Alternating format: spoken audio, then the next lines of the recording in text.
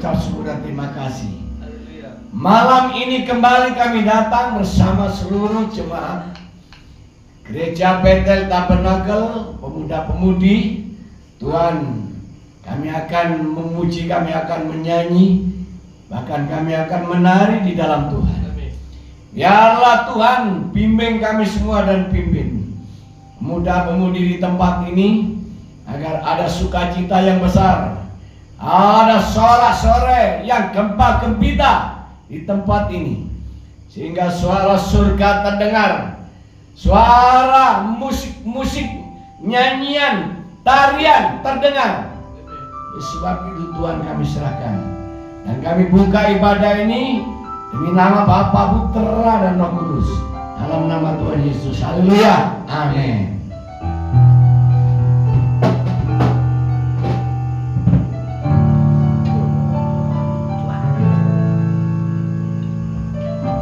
Bernyanyilah.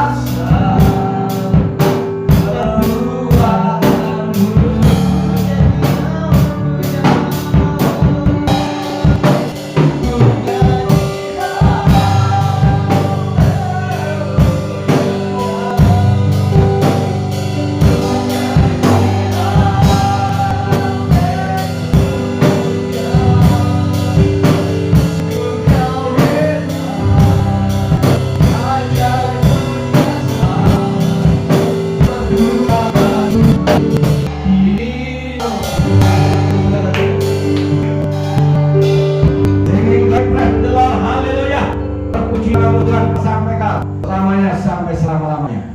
Bapak yang mengasihi, Bapak yang berbakti, Bapak yang setia sampai mati-mati di kayu salib.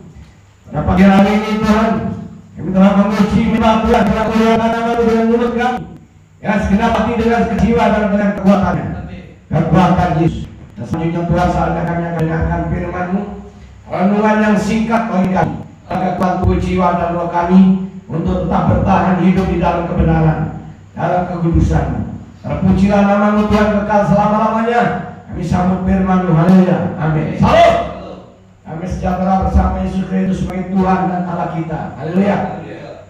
Dan di sini firman Tuhan pada pagi hari ini, mari kita bahas tentang yaitu Roma pasal yang kelima, ayat 1 sampai yang kelima. Saya akan memberikan judul damai, damai tahan uji, penuh dengan harapan, amin. Penuh dengan harapan hidup. Yaitu penting sekali di sini dalam firman Tuhan ini, yang melatar belakangi secara tekstualnya di sini, yang konteksnya bahwa Paulus mengajak kepada kita semua sebagai orang yang pasal itu yaitu Roma, ya. Nah, di situ adalah orang yang terlibat perjalanan lain juga orang yang berperjalanan. Nah, apa yang mereka adalah yaitu satu, pengalaman penganiayaan, mengalami diskriminasi, mengalami berbagai persoalan, bahkan bebas secara ekonomi, sosial dan lain sebagainya. Itu membuat mereka semuanya di sini yaitu tidak ada salah, tidak ada itu di dalamnya. Tetapi di sini Paulus menegaskan di dalam kesulitan itu, dalam persoalan, dalam penganiayaan, bahkan berbagai-bagai kehidupan yang menekan di dalam hidupnya, maka ada pengharapan yang kuat. Dan pengharapan itu adalah merupakan satu pengharapan yang tidak pernah mengecewakan, karena pengharapan itu dihasilkan dari ketekunannya.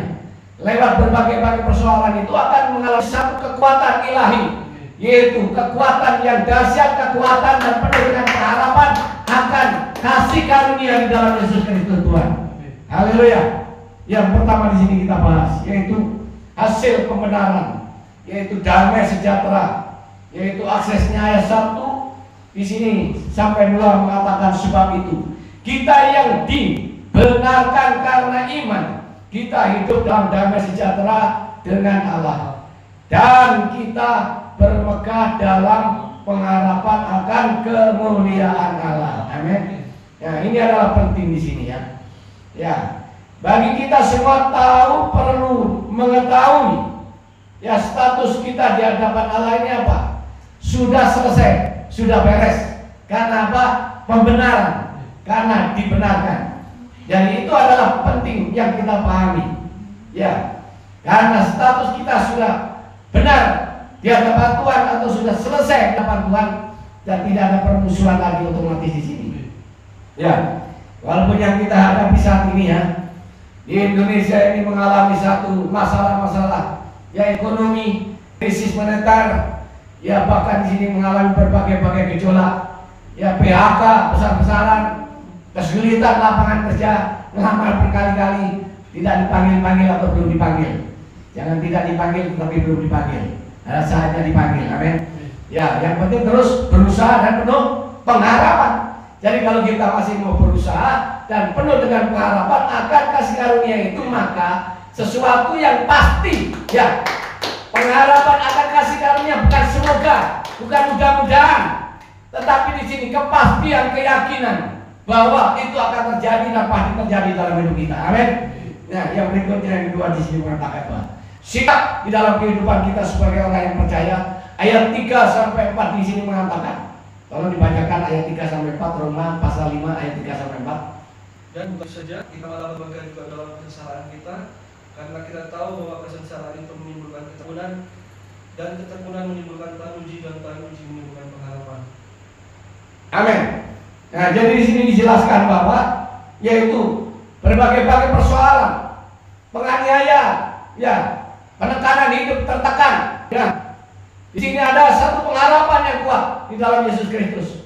Paulus mengatakan bahwa ini adalah merupakan satu rantai emas bagi orang-orang yang percaya. Apa itu rantai emas? Itu artinya bahwa di sini di dalam kesulitan, dalam kesedihan, dalam penganiayaan, dalam sakit penyakit pun di sini ada harapan emas di dalam hidup kita, ada emas di depan kita, amin. Yaitu kasih karunia. Ya, kasih karunia itu adalah emas bagi kita orang-orang yang percaya.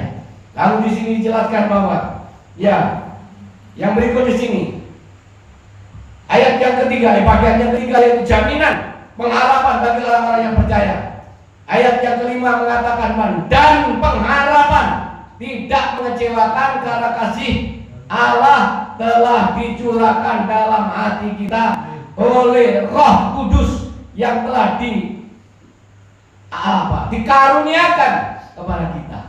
Nah, jadi ini sangat penting pemahaman dan pengertian bahwa pengharapan di dalam kehidupan kita ini tidak mengecewakan bagaikan emas tadi. Ya, jadi ketekunan menimbulkan taruji menimbulkan pengharapan, dan pengharapan itu emas. Keyakinan kita itu adalah emas di dalam kehidupan kita, bahwa kita tidak akan pernah, mudah-mudahan tidak pernah semoga, tetapi di sini kepastian yang akan kita terima sebagai orang yang percaya. Ya, di sini menjelaskan bahwa pengharapan Kristen itu bukan ya sekedar mudah-mudahan tadi dijelaskan, tetapi adalah kepastian. Jadi orang-orang yang beriman, orang-orang yang percaya sebagai orang Kristen itu kepastiannya itu ya kita harus yakini. Keyakinan itu harus kita pastikan. Itu adalah penting di dalam hidup kita. Karena apa? Kita yakin tak pasti mana ya dia. Orang masuk-masuk. Waduh, sakit perut setiap khotbah. Dan pengharapan tidak mengecewakan karena kasih Allah telah dicurahkan di dalam hati kita oleh siapa? Roh Kudus yang telah dikaruniakan kepada kita. Ya, di sini mengatakan Roh Kudus adalah bukti apa? Ya, konkret, bukti yang nyata, bukti yang jelas di dalam kehidupan kita. Karena apa? Kita sudah bersama Kristus, bersama Roh Kudus. Roh Kudus adalah sebagai pendamping di dalam hidup kita. Karena Roh Kudus adalah penghibur ketika kita susah, sedih. Ya, mungkin menghadapi anak yang meninggal, mungkin menghadapi anak yang sedang sakit bertahun-tahun menahun, katakan di sini tidak sembuh-sembuh. Ya, ada sakit yang menahun belum sembuh-sembuh hingga saat ini sudah menghabiskan biaya ratusan juta bahkan miliaran di situ ya. Ini penting bagi orang-orang yang beriman, orang-orang yang percaya rantai emas itu ada dalam hidup kita, yaitu pengharapan dan keyakinan yang kuat di dalam hidup kita. Ini adalah kasih karunia anugerah yang dari Yesus Kristus Tuhan Allah kita. Ya, kita harus bersyukur. Apa yang terjadi di dalam kehidupan kita, jangan mengukur segala sesuatu dengan apa itu, ya, dengan kesedihan, kesakitan. Jangan mengukur dalam kehidupan kita dengan materi, dengan duit. Ya, kalau kita punya duit, ya, duit banyak, ya, punya duit banyak, uang banyak, kita senang, ya, senang, ya, kita senang, kita bahagia, kita, ya, sukacita. Jadi kalau ukuran kita di sini materi, ukuran kita duit, maka di sini kasih karunia tidak terjadi di dalam kehidupan kita. Tetapi bagi orang Kristen paham dan mengerti, kebahagiaan, kedamaian itu, kesejahteraan, sukacita yang ada bukan karena materi, bukan karena uang, tetapi oleh karena apa? Keyakinan, oleh karena kasih karunia yang ada di dalam kehidupan kita. Kasih karunia itu melebihi dari segala-galanya.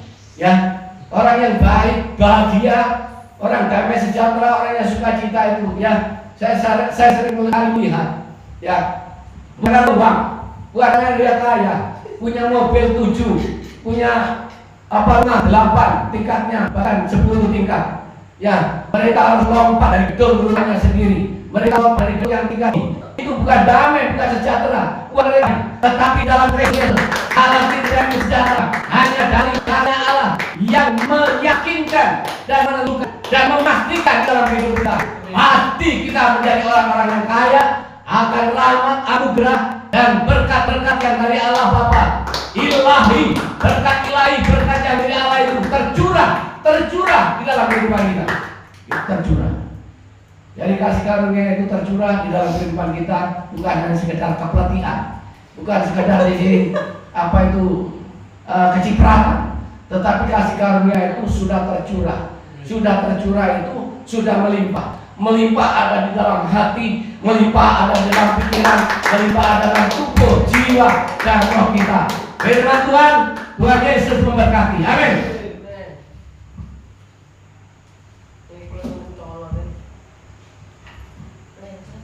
Mari kita angkat cuma satu pujian.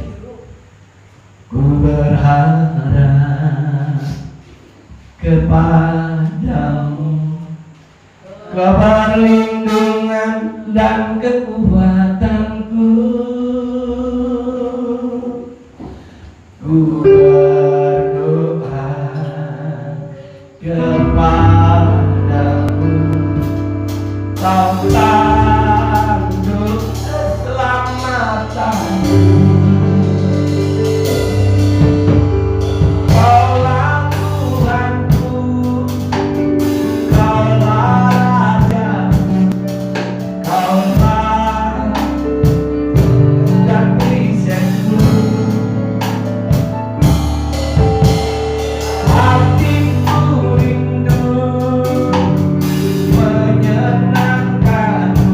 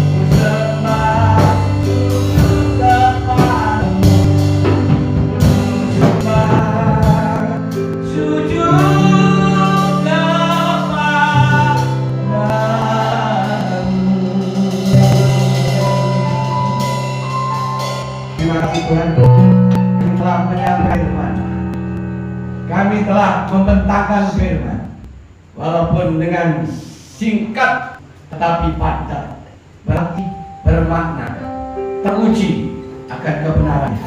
Oleh sebab itu kami serahkan semuanya bagi para pendengar yang ada di YouTube kami, yaitu Kristus Raja Mulia Berkati, dalam nama Yesus Kristus. Haleluya. Amin.